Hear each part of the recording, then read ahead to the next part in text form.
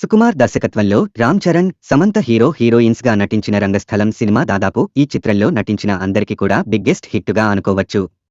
అయితే ఈ సినిమాలో రామ్ చరణ్ ని హీరోగా అనుకోవడానికి ముందు స్క్రిప్ట్ మొత్తం పూర్తి చేసుకున్న తర్వాత అప్పటికే ధ్రువ షూటింగ్ తో బిజీగా ఉన్న చరణ్ ని ఓసారి కలుద్దామని సుకుమార్ సెట్కు వెళ్లాడట. అక్కడ సినిమా షూటింగ్ లో ఉన్న రామ్ చరణ్ కి కలిసి సుకుమార్ తన సినిమా గురించి చెప్పాలనుకున్నాడట. కానీ ఆ విషయాన్ని చెప్పడానికి ముందే రామ్ చరణ్ సుకుమార్ని పలకరించి, ఏంటి సుకుమార్, నాతో సినిమా చేయడానికి నువ్వెందుకు ఆలోచిస్తున్నావు?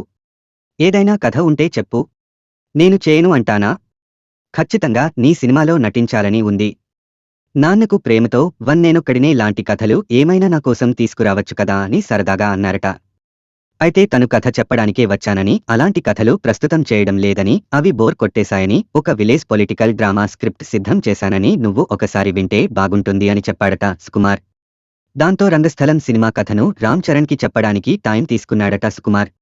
కొంత కథ విన్న తర్వాత తనకు హీరో చెవిటివాడు అన్న విషయం తెలిసి కాస్త భయం వేసిందట.